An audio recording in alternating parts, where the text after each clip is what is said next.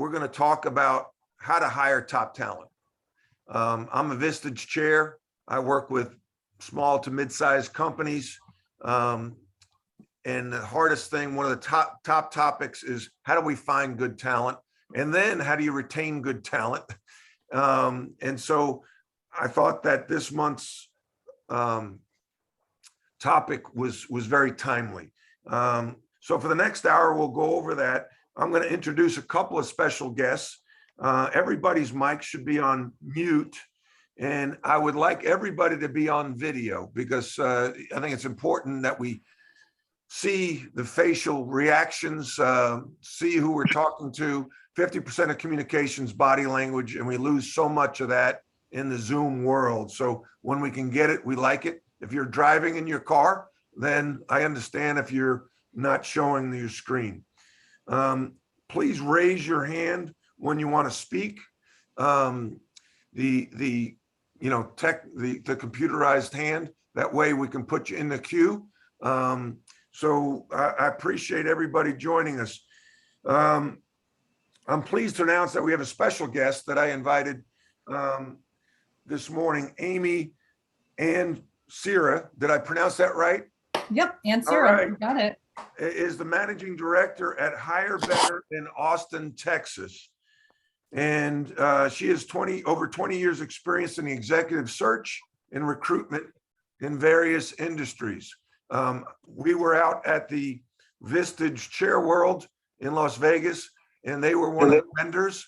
And I just thought, who better than to have Amy kind of welcome everybody, take the next 5 minutes, share with us what Hire Smart does and how can use some of those concepts in our business. So Amy, here you go. Next 5 minutes, you're on stage. Thank you very much. And if everyone else can mute. Thank you, Matt. I appreciate it. And I told Matt, I've got 4 little ones that are kind of making their way out the door to get the bus. So if you hear background noise, that's what that is about. So as Matt said, I've been in talent since I was actually in college. I'm one of the few people who actually chose this career on purpose. There's a lot of people that you see that actually fall into recruiting. I'm not one of those people. I've actually been here my entire career. So 20 plus years. I've been with Hire Better for almost 10 years. So managing director with the firm. We are a retained search firm, but I have worked across my career in contingent search, retained search, recruitment process, outsourcing, internal corporate recruiting. So I've pretty much been within every modality of search that you can think of. Hire Better as a firm, we're a nationally focused firm. We are based in Austin, Texas, but we've got teams all over the country. And we focus on those core functions that every company needs. So we call ourselves industry agnostic. Where we focus is on 3 kind of key functional areas. So accounting and finance, operations, HR, and sales and marketing. So the core functions that every company really needs. And what we're seeing as a firm, and I'm not going to tell you anything that is surprising, is there's a huge crush for talent right now. We've got more jobs than we have people.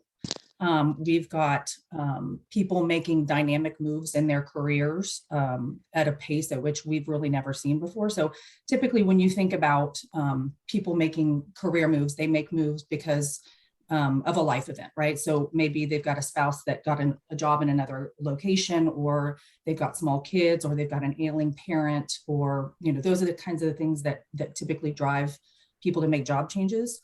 What's happened over the last 20 months is that we've all had a mass experience at the same time. And it's causing just a huge, in my opinion, a huge shift in the market. And so you're seeing people are making changes for reasons that are really pretty diverse, but in a lot of cases, you're seeing people that are changing or moving roles because they're looking to upgrade their salaries, or they're looking for, a better vision and mission within the companies that they work in, upgrades in talent and development. So there's a lot of dynamic movement in the market right now. And at the same time, you're seeing a record number of people, baby boomers, that have left the market. And so they're taking their experience with them. And now millennials are probably the largest living adult population in the job market. and they make decisions differently than old fogies like me. So it's causing folks to really have to be more creative about how they hire, be more thoughtful about the frameworks within their companies that they can institute to attract and retain talent. More focus on community. Matt, I know we were at Share World last week. There's a woman with an organization called Talent Trust, and she spoke a lot about the importance of building communities within companies and building frameworks for people that they can believe in. So those are some of the things that we're seeing. You know, retention's going down, jobs are increasing, and we've just got that talent crush. Amy, can you speak more to what you just said about building communities within the organization and how that helps? And one of the things that we've been talking about a lot, I did a podcast with our founder. It's that concept of purpose over paycheck, right? Companies that are able to outline a clear purpose, that the why for an employee, for why they should want to work with a company, those are the people that are I think tend to be able to attract talent and then retain it. So it's building that internal structure where you've got a mission and vision and values that are outlined. They're not words on a page or on a website. They're really those values and that you live as an organization, and giving people that reason to get up in the morning. You know, the fact of the matter is we can get a paycheck anywhere, right? You can get a paycheck at ABC company or XYZ company, but the people tend to want to work for organizations that they feel aligned with, where they have a purpose and a focus, and companies that are able to build those communities. It's, you know, I think for a long time it's been about culture, and what I'm hearing more now is it's less about culture, it's more about building communities. And why would that, you know, let's say you're hiring someone that does a very technical job, or very just skilled, like I don't know, an installer, or somebody who's the IT person at a company, or somebody who's an accountant, you know, a bookkeeper. You know, you need that position. How do you create the purpose, you know, in that position for them to want to join your company? Yeah, I mean, and I think it's less about for this specific position, and it's more about for the organization as a whole. It's interesting, when we were at Chair World, we did a session, it was maybe an hour and a half session, very interactive with other chairs, where we were talking about what we're seeing in the market right now. And I had folks talking about the fact that they've got, you know, manufacturing. We got some feedback. I got it. You got it. Okay. Yep. That you're seeing, you know, manufacturing companies that are losing talent because another company is offering them 50 cents more, right? So there may be a line worker in a manufacturing organization going from, you know, $13.50 to $14. At that level, the money matters, and the culture part of it matters, the community part of it matters. So if you're able to outline a mission and a vision, and you're living those core values, again, like it's not just words on a page, but it is a mission that people can get behind, and you live it every day. That might just be the thing that keeps somebody sticky, rather than making a move. I agree. I think that, you know, core values, and I know you to me, they drive your every decision. You really have to be intentional about your core values. You figure out what they are, and then you recruit to them. And you don't, I say recruit, not hire. And I notice you use the word recruit and not necessarily hire, even though your company is hire better. But it's a recruiting process. You know, you've got competition. And so you've got to be very intentional, and you can recruit to your core values, you train to your core values, and you fire to your core values. And once people get into an environment where there is a special culture, they feel it and want to be part of that team. What are some of the typical mistakes you see companies make, Amy, in the hiring process? Probably the biggest one that we see is people just being reactive, right? So, and I touched on this when we had our presentation. A lot of companies will have a pain point and they'll kind of react, right? Like, oh, so I think I need X, and they'll go and they'll Google a job position and they'll slap it on our website, and they'll look for applicants. I think that the thing that we've always focused on, and to back up a little bit, we work primarily with high growth entrepreneurial companies, right? So we work with business leaders that are building their businesses, right? And so those folks are typically building the plane and flying it at the same time. They're resource constrained. They're strained for time.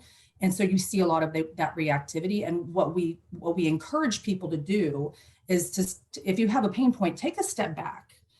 We started working with companies on something we call strategic talent planning, but it's really take a day away, sit down with the top 2 or 3 people on your management team. These are the people that don't have a fiefdom to protect. They really are focused on what is best for the company, and spend a day talking about, where am I at now? Where do I want to be in the next 18 months to 3 years? Look at the functional areas within your organization from a leadership level, right? So accounting, finance, operations, HR, technology, whatever those key functional areas are, and have an honest conversation about, if we want to get here in 18 months to 3 years, do we have the right leadership within those functions?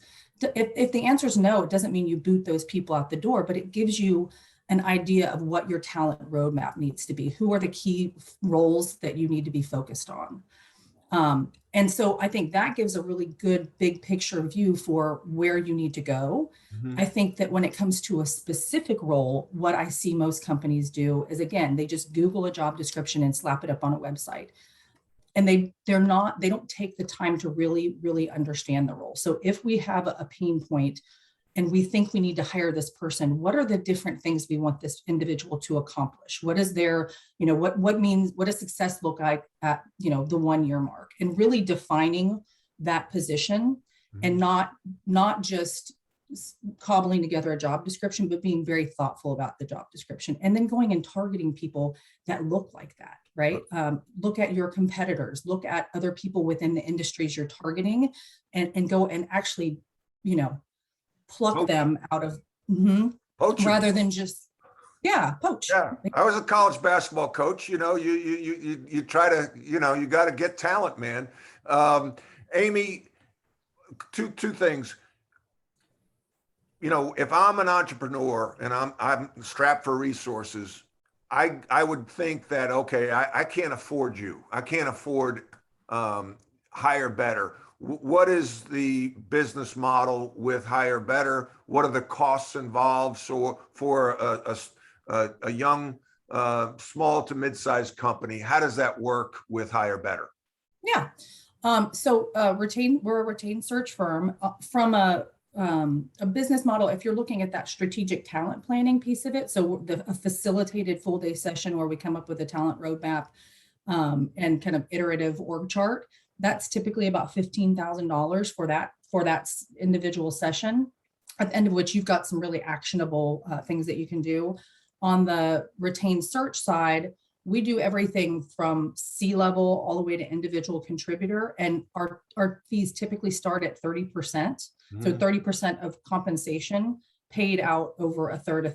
And that's pretty aligned with industry standard. The thing that I'll say, and this is kind of an important differentiator for me as a person, is that I see companies like Spencer Stewart, Russell Reynolds, they serve a very particular market. And they have kind of a floor at which they won't work with clients, that are below a certain revenue number. We focus on entrepreneurs. And so we are trying to provide a level of strategic partnership to companies that wouldn't necessarily have access to that otherwise, if that makes sense. That makes a lot of sense. Thank you very much. Brian Moran raised his hand. Brian from New Jersey, from Hohokus, New Jersey, originally from Rockville Center, Long Island. He's a Chaminade guy. Danny Dolan, we got to let those Chaminade guys in once in a while. Go ahead, Brian. Thank you, Matt. And Amy, thank you very much for the hiring the right people. I work in the same space. I work in that entrepreneurial high growth marketplace and SMB. And a lot of the clients that I talk to and business owners that I talk to, they actually have a dual problem because they're looking to try and they see right now as a great opportunity to bring in talented free agents that they really didn't have access to before. And part of it is those, as Matt alluded to, the non-compensation benefits. Like, hey, we'll let you work from home. We'll let you work remotely. We'll give you the things that, that you want, that you're not getting in your current company. And so, it's still a battle to find the best talent because it is a buyer's market. And here's something, and this actually goes in kind of the exact opposite of what you do, but I'd love to hear your thoughts on it as well as some of the other attendees. Because every person that gets poached from a company, that company then has a hole, right? And so a lot of my clients are asking me, how do I retain my top talent? And I think that in part helps them figure out where they actually need help and where they just need to retain their best employees. So I'd love to hear your thoughts or anybody else's thoughts on maybe something that they've done, maybe proactive conversations that you've had to retain your best employees, because it is such a game of musical chairs. You don't want to lose your head of sales or your head of IT when you're out looking for your head of marketing. All of a sudden that's now you've solved one problem, but now you have two more because two people left. Yep. So I'd love to hear anybody's thoughts on that. And Andy's got his hand raised and Ray. So let's go to Andy and Brian, if you could drop your hand for now, or I can do that for you. Go ahead, Andy. Welcome. Andy is from the SEALs. It's a gasket company. He's based in Charlotte, North Carolina. Former offensive lineman at the University of North Carolina Tar Heels. Go ahead, Andy. Thanks, Coach. And just piggybacking on one thing that Brian said, I had to make the decision that I was all in on culture and hiring, which was a shift for me. I maybe took that for granted before, but one of the best decisions I've made recently is I did a survey of my team. I created about 35 survey questions. It was simple. I did it through SurveyMonkey. And the results and the information I gleaned from it have really been transformative. Everything from, how many team Zoom calls do guys want to have in a week? Do they want to bring their spouses to social events? How important would adding health benefits to my company be? So that was really a great place for me to start. And I took a lot of great information away from that. I've also recently enacted referral bonuses and in fact made a great hire from an internal referral that I got. And that was very meaningful. And then I'd say the other thing I wanted to share with the group was I really strive to write better ads in my Indeed postings, especially if you're recruiting salespeople. I find some of the cover letters from Chet Holmes's book really good. And I feel like the ads I'm writing are more compelling than a lot of the things that I see out there. Scanning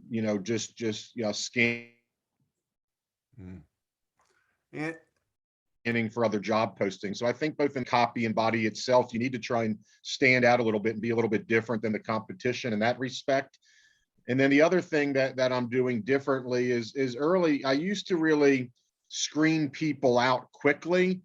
Now I've really shifted. And if somebody's interested in us, at least on the front end, I'm really selling them on who we are and the company. I'm still going to screen even more than I ever have before. But on the front end, I'm in a recruiting mode. I'm trying to get as many people into that candidate funnel as I can. And then I'll whittle them down even more discerning than I used to. But just a few little things, Matt, that I wanted to share. That's good stuff, Andy. Thank you. Andy, you froze up, at least on my camera, when you were talking about the book. What book did you reference? I referenced a book called The Ultimate Sales Machine by Chet Holmes.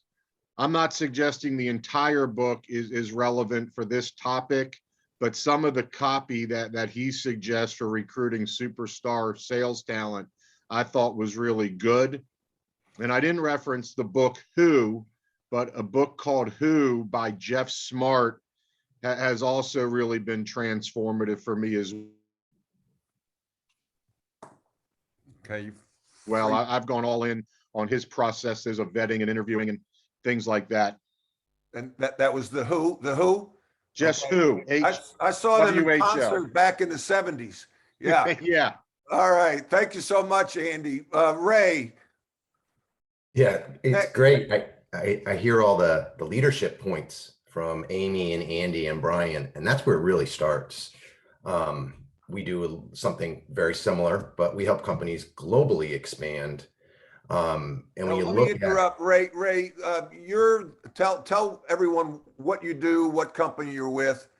okay, Remarks is a global expansion firm. It's a recruiting firm, a retained search firm. We help companies in the mid markets across the board go into new territories.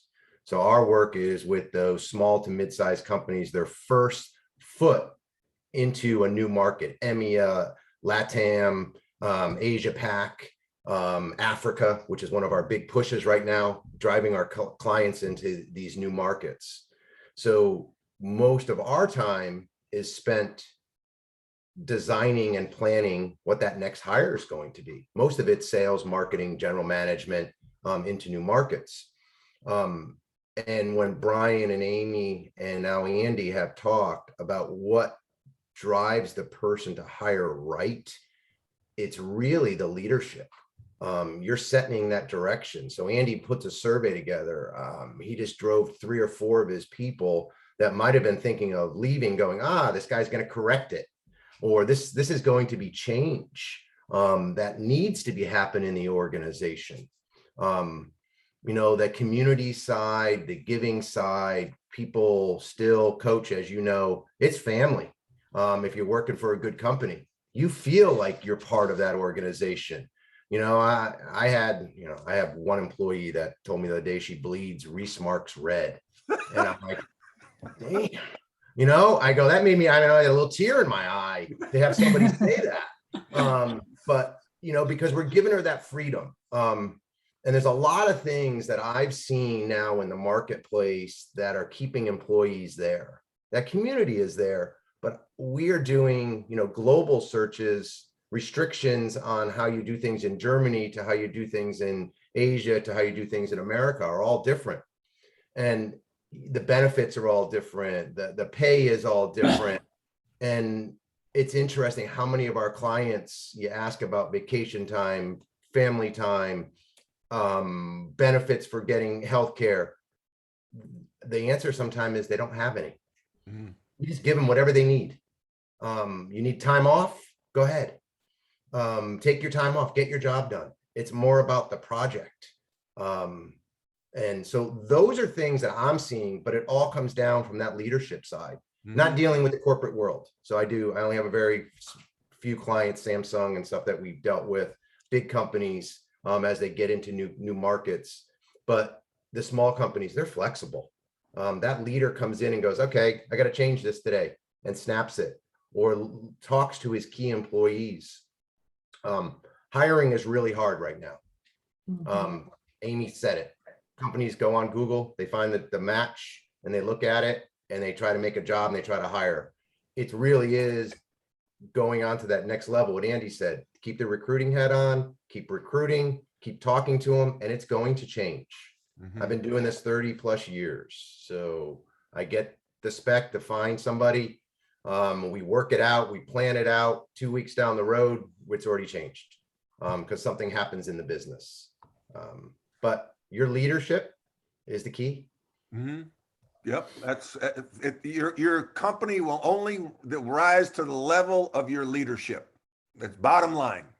Marlene from the Netherlands, you're next. I'm so excited. You get the award, I think, for the farthest person to travel to this webcast here. Marlene is at 7 Trees, works in HR for a consulting firm in the Netherlands. Thank you so much for being a part of today's webcast. The Yes. floor is yours, Marlene. Go ahead. Well, thank you, Matt, for the invitation. It's really a blast to be with international colleagues. I hear, Ray, that you recruit internationally. I don't know if you've recruited for the Netherlands as well. Time off is not an issue basically in the Netherlands as an asset because we get a lot of time off. But I do agree that I've been recruiting for bigger firms in big recruitment departments where it's all in a process-driven company, and we've lost there so many potential candidates because the process was slower than the candidate. So now I'm recruiting far more on a personal level. I select the candidates. I don't send them standardized letters. I put a lot of time and effort in it to make it very personal. Our partners in the company, we have 4 partners. They speak hopefully to all of our candidates, and it's on a personal level. Our conditions and salary, it's all made for the candidates, and that's what they've said that they really appreciate. So therefore, we've been able to hire in the market data analysts. I'm looking for business analysts, which is very, very tight at the moment in the Netherlands.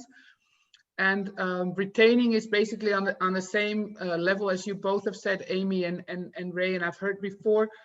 If you make it personal and if the candidates feel part of the company and they know they have a lot of freedom to arrange their work and combine it with their private life, that at this point is more important than an extra dollar in their paycheck.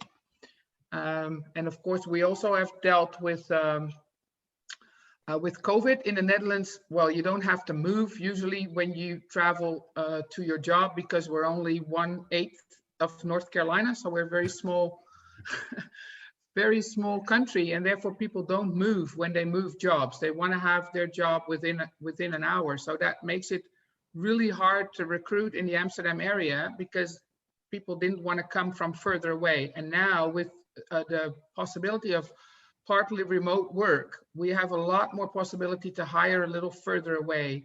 I know that doesn't count for the US because you're so much bigger, and then you can't tell people from New York to come to once a week to Washington or to go to Texas. But for us, that's been an asset that we've have more candidates from a little further away that we can still hire. So, and I'm open to any questions because maybe we do things differently than in the US. And so if you guys have questions on how we do it here, then I'll be happy to answer. I've been recruiting and in HR for, 35 years now, working with international companies in banking, and also worked for steel companies and for SC Johnson, an American company. So I've seen a lot of the specs around the world. And Marlene is, I think most of us are on LinkedIn. So Marlene, you can connect with and communicate offline if some questions pop up after this session's over. I want to welcome in Chuck. Thank you, Marlene. Yeah. Chuck Garcia. Chuck is lives in New York. He's the founder of Climb Leadership and a best-selling author. And Chuck is someone I just met recently through my good friend Greg Wilds on Long Island. So Chuck, welcome to the show. Well, thank you very much, Matt. It's a pleasure being here, and thank you to everybody. Amy, it's a question for you. And Matt, thank you for the introduction. I'm an executive coach. I'm mostly to Wall Street companies. My clients include Morgan Stanley, JP Morgan, all of those. And my past is I spent most of my career at 2 companies, one called Bloomberg and one called BlackRock. But the question that I'm asking is, I have had the pleasure of working on 2 succession plans, 2 different companies where my job as the coach was to help the organization understand what are the characteristics you want out of your next CEO. They were independent companies that had nothing to do with each other. They were even in different countries. And both of them, we went through a survey asking the organizations, what are the top 3 leadership traits that you want from your next CEO? Because the board was contemplating a complete style shift in light of the changing need of millennials. I'm curious, I'm happy to share those 3, but are there particular leadership attributes, competencies that come to the top when you're doing a search at that level? Yeah, I mean, I would say that so much of what we do at that level is past performance as a predictor of future success, right? So most of the companies that we work with, if they're looking for somebody to come in a leadership capacity, they're looking for, and again, the companies we work with are high growth, entrepreneurial, they're typically companies that are scaling or want to scale. And so they're by and large looking for people who have done that before. They want somebody who has that track record of success in scaling companies previously. We really encourage, sometimes people can get a little bit myopic, right? And so they'll look at a role and say, it has to be from within this industry, but not always, right? So there's a lot of encouragement around looking at related industries, other focuses that could be applicable, where they've got that track record of success. I think that, again, because we're working with companies that are growing and scaling, by and large, the clients that we work with want somebody who has done it in that type of an environment. So we wouldn't necessarily target somebody coming out of a Dell, right? Maybe Dell, if before that they had scaled a couple of companies. So mix of a very process oriented, but also working within process deficient environments, because by and large, those companies, those scaling companies, are putting all of that framework into place. I understand that, Amy, and I certainly appreciate the applicability of past performance. But what I'm finding in these companies is now CEOs that were in the job about to leave within the year. We're not managing half of the workforce that are now millennials. Yep. So what we're finding is a style shift. Actually, companies asking, millennials saying, what I want out of my next CEO is three things.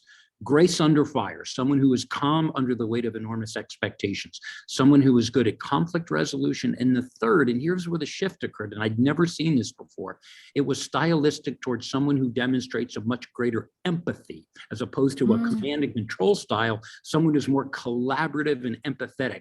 And up until the last couple of years, I'd never seen emotional intelligence make its way into the top list. And all of a sudden there's a shift. It's not just what he or she did. I want to know how they behave. And I'm just curious if setting aside demonstration of past performance, those attributes that we assign to personalities, are they emerging? I think the high EQ piece of it, yes, you're absolutely right. Because you look at and I made that comment about baby boomers. There's something kind of dynasty. I understand it because I am of a kind of older group of people. But yes, you're absolutely saying the companies that don't shift their mind share around considering the whole person and providing that type of an environment where people feel like they are considered and that they're managed in a different way. That you're right, the command and control is a thing of the past. I think over the past 20 months, there's been such a shift on so many levels that it's what I'm seeing. We're counseling companies around the ways in which they need to shift. And there's a real resistance to it. It's like we have one company that we work with that has, and this is just a small example, people have to be in the office. But why? Why do people have to be in the office? Like, if that's how you want to proceed, okay, fine. But most of the roles that they're hiring for are not office required. And so if they're going to put that kind of a filter around their culture and the roles that they hire for, they're going to miss out on 90% of the talent, because by and large, most people everything has shifted over the past 20 months. But is that because somebody wanted to command and control having everybody in the same place? I think probably, yes. And I think here's the other thing. People are really struggling. I'm seeing certain leaders really struggle with, if somebody's working from home, how do I know they're working?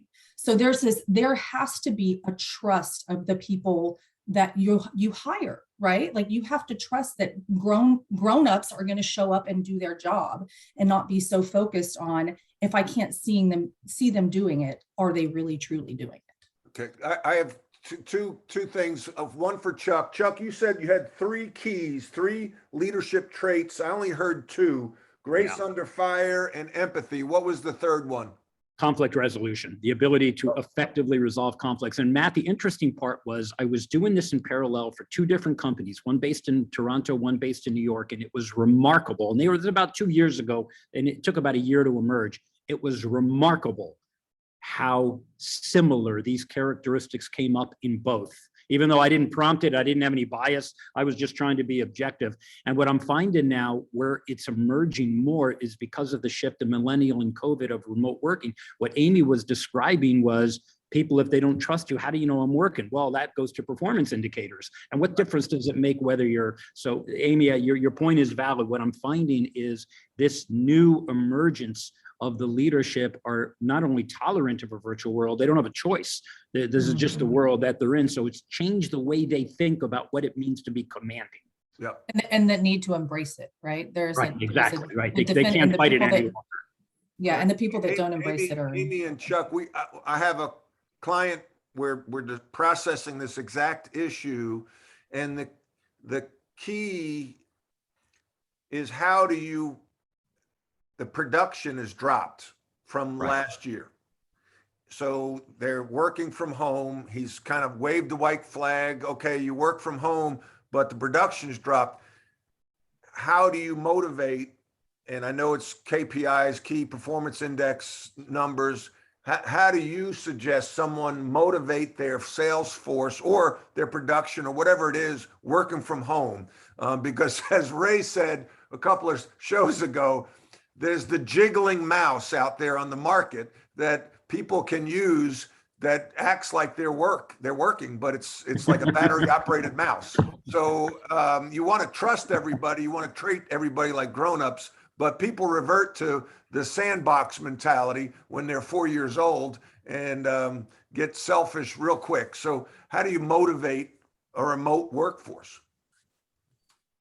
I mean, I think it comes back to the leadership, right? I think it all comes back to leadership. And I think that if you've got leaders that are involved with their teams and they are focused on their teams, it becomes very clear who is performing and who is not performing, right? And I also think, that leadership piece of it is, I mean, I think Andy talked about this. It's so critical now more than ever that we have leaders that are focused on the whole person and are, we see right now also a lot of people that are making moves because they feel like they are stymied in their current role, right? They don't see a path forward. They don't see a path to success. They don't see any kind of a professional development opportunity. And people are really looking for that now. You see a lot of people voting with their feet around additional opportunities to grow professionally. And so I think the managers that are focused on that and really looking at where are you at now, where do you as an individual want to end up in your career, and how do we put a path together to get you to where you want to be. That level of involvement in leadership is going to keep your workforce, focused and motivated. Yeah, that's good stuff. Really, Chuck and Amy, Marlene, Ray, we're going to go back to Ray right now, and then Brian, and then Kent. We've got, I'm an anal coach, 21 minutes left to sign off. So Ray, you're up next. Go ahead. Thanks. I'll make it quick, Coach. But Chuck, when you're talking about the CEOs and how you're looking at them, I'm assuming you might not be, but most of these companies are still using old assessment tools, which, as people know, I don't really like assessment tools for the interview. Well, I have to say, Ray, it was a big mix. Certainly, assessment tools. I think there is a lot more intuition and feel here than people are willing to admit, especially when you're working with a board. The chairman of the board typically knows what he or she or whoever they may be like, the kind of people that they want to put into the circle. So we can talk about assessments all day, but never underestimate the role of intuition and instinct in all of this. That's it.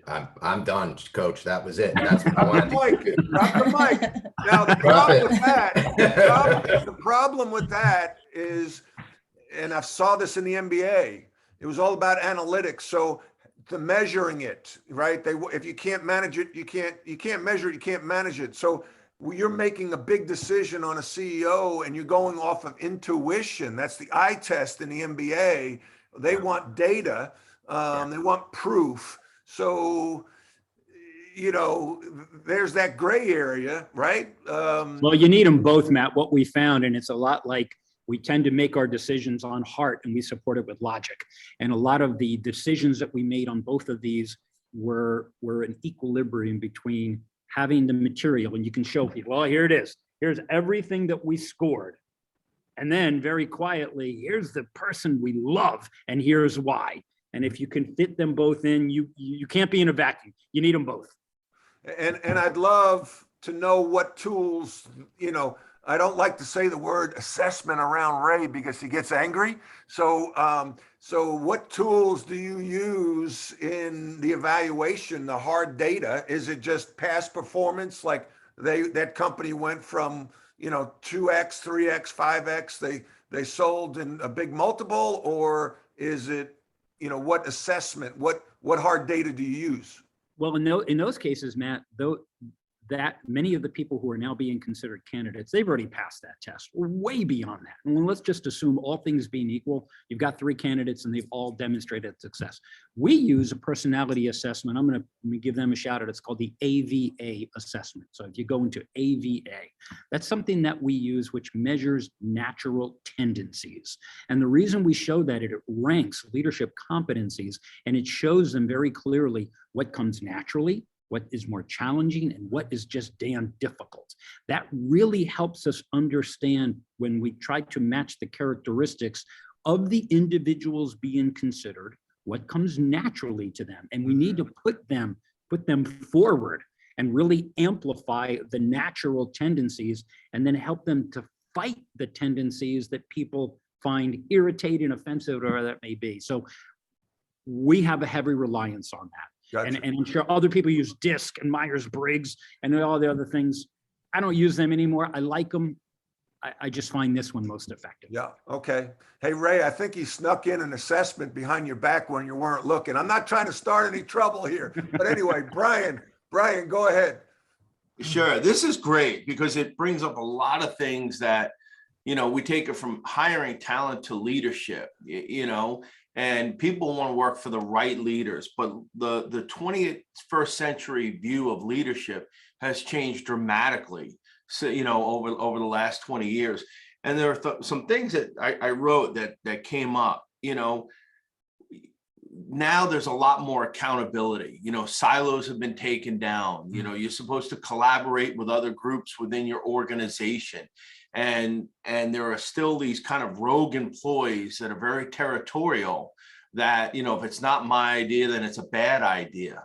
And it's hard. It's hard for leaders today. I mean, I spent half my career in publishing in corporate America, and I felt like I was a referee more than anything else.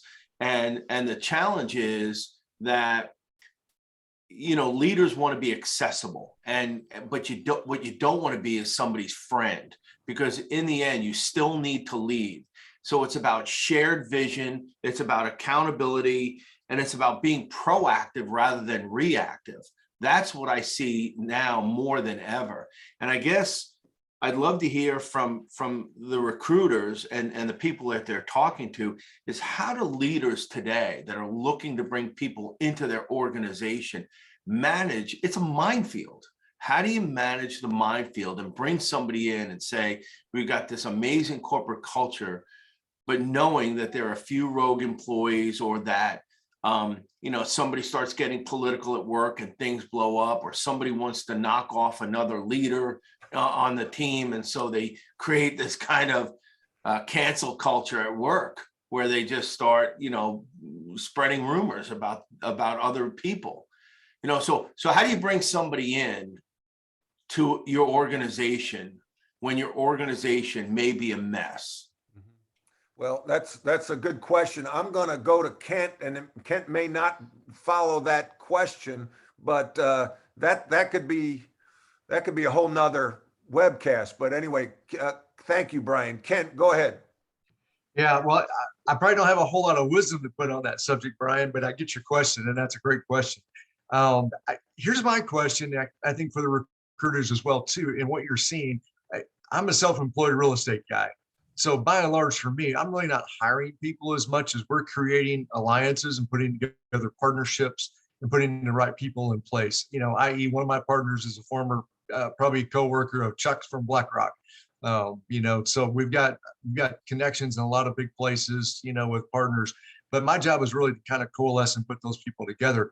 But when we start even looking at that, the bigger question for the recruiters for me is looking at this, and this is truly a question. I've always operated kind of from the standpoint and the understanding that you've really only got probably about 15% of your worker population of those that are productive that either have a role or the skill set to function highly productively in an independent situation. And because of COVID, we've seen this great shift of people moving home and working from home remotely. And now they're not wanting to come back. And there's a real tug of war between employers and employees as to, is it necessary for them to be there, be back? And Matt alluded a while ago to go, hey, we're looking at productivity is slacking, you know, in the last couple of years, and that probably has some impact to it. Do you see this as being a long-term functional shift and a functional change in how the workers are going to work in the United States? And are we going to be able to conquer the lack of productivity? Okay. Thank you, Kent. I appreciate that. Amy, you dropped your hand. Can you Well, answer no, that I just, question? I don't personally see this ever going away. I think that the world has learned that we can work remotely, that we can work from anywhere, and they have tasted the balance that comes from being able to work remotely. I think that companies that are allowing people to have a certain level of autonomy, I'm seeing the employee population rise to the challenge in that regard. So I think that companies that are insisting on candidates coming into the office or relocating, by and large, we're hearing, I see Marlene shaking her head. The answer is no. Like for the majority of the people that we talk to, if we're recruiting for a role that requires in office or to be in a specific location, we're probably having to reach out to 30 to 50% more people in order to get the right number of people into the top of the funnel so that we have finalists that will consider it.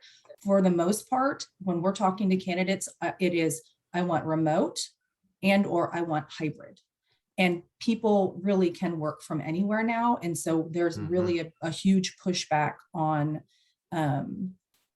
coming, on relocating or coming into the office. So I don't see that part of it going away. I wanted to go back to, I think it was Brian that was talking about, I think that so much of what we see as being successful is understanding your core values and then recruiting to your core values. And I agree that you see certain environments that are minefields. We were very purposeful as an organization ourselves.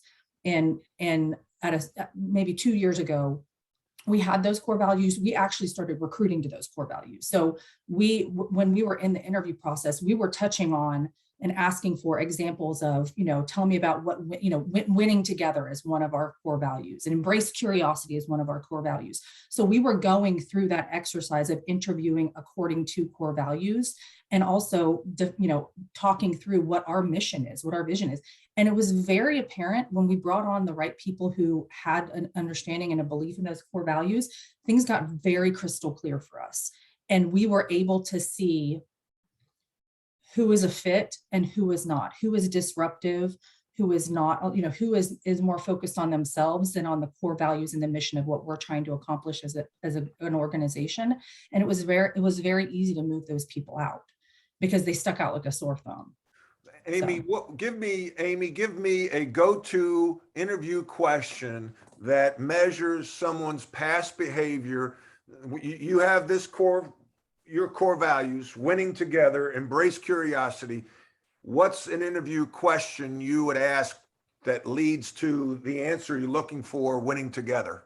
It's typically questions that start with, tell me about a time when, right? So and they call that behavioral interviewing. It's, you can Google behavioral interviewing and you will find literally a million different guides on it. SHRM, I think in America has a very good guide that's probably 20 pages long that talks about behavioral interviewing, the importance of behavioral interviewing, and how it helps to measure if you're trying to get to a leader, somebody's leadership capabilities. They've got a ton of questions that define how do you get to somebody's leadership capabilities. So, but it's really asking those open-ended questions and querying people on what they've done previously. And it's if they haven't done it, it becomes very clear because they can't answer the question. Marlene, do you agree, Marlene and Ray? Yeah. Yes, they're nodding their heads. Yes, I'm sorry. Can I react real quick? Yes, and then what I also do, I ask them for an example of what they did in the past, and if they cannot give it from their work, then I continue and ask if they maybe have something done in their private life that demonstrates this character, and then what was their influence or what was their role. And I don't really let go because they tend in the beginning to give these socially desired answers. But then if you keep pushing a little bit for examples, and then when they start hesitating or they cannot really come up with a good answer, then you know they have seen somebody do it, but they haven't done it themselves. Mm-hmm. And seeing what they've done and proving what they've done to improve, to make their job better or the company better. So that's a very small group when you ask that question, especially, I heard Marlene talking about business analysts and project managers. I mean, they should be able to dictate and tell you what they did to make that company get to that next level. A CEO should be able to tell you how he inspired his employees to do more and make the company better. A salesperson should be able to tell what he did to grow revenue. Those are the areas and why he did this and why the company was better. People forget that. And you get those canned answers, which we've all read. And, to get to that, the millennials, they have that answer they were drilled into while they were in college. I'm here to improve the world. Well, that doesn't help. So go back to my assessment things and I'll just stay quiet for a while. No, I love it. Hey, listen, we've got 8 minutes to go. I'm just thrilled. We've had up to 30 people on this webcast, and to have people with the expertise of Amy, Marlene, Chuck, and Ray and Andy's experience. But the common theme here is leadership. It's a common theme. I mean, the person at the top of the company, you're recruiting, the HR person, whoever it is, recruiting to that leader. And that leader sets the tone. And you either want to be a part of that team or you don't want to be a part of that team. And you can get fooled. And then I love the line that Amy said, you vote with your feet. So when people feel that, okay, I got sold a bill of goods, this is not a great environment, I'm out. They're quicker to leave, I think, than ever before. And it's not a blemish on their resume. I think I'm 59 and you think, oh my gosh, if your job hunt, you're bouncing around, it's going to be a blemish. People are going to ask why you left. It's more now people ask, why did you stay? If that culture was toxic, why the hell did you stay? And so, they vote with their feet. I'm going to steal that line. There's a lot of good lines, got a lot of good nuggets. Chuck, your three, keys there, succession, 3 top leadership traits you want in a CEO: grace under fire, empathy, and conflict resolution. All soft skills, but that's leadership. That's leadership. And the exciting thing is hit me in 2003. Well, that's when I was introduced to emotional intelligence, Chuck.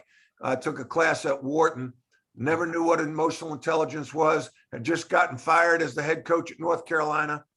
And I'm sitting in this classroom and I'm like, oh my gosh, if I only knew about emotional intelligence, I might still be the head coach at North Carolina. Well, here's the interesting part, Matt. I know you certainly highlighted it in your book, but if you looked at LinkedIn anybody, look at the top 5 soft skills that are in LinkedIn, because LinkedIn always every year, top 10 hard skill list, cloud computing, AI, all that stuff, top 10 soft skill list.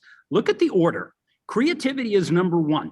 Persuasion is 2. Collaboration is 3. Adaptability is 4. And emotional intelligence finally made its way to the top 5. So these aren't necessarily at the leadership level. It's just all of the jobs out there that are in LinkedIn. These 5 characteristics appear more than any others. That is an interesting shift in the last couple of years and relates to the top 3. Repeat those 5 and go slow so this guy from Holy Trinity High School can write it down. To the Chaminade guys, they beat you in speed. Oh my gosh, Chuck, I can't believe you just said that on the air. No. We're going to end on that note, Matt. Oh, Number one, creativity. Number 2, persuasion. Number 3, collaboration. Interesting how collaboration made its way to job descriptions. Number 4, adaptability. And that's certainly COVID. I think that had a lot to do with it, certainly. And then number 5, it finally made its way, EQ, emotional intelligence is 5. I'm surprised it's taken that long for EQ to get into the top 5.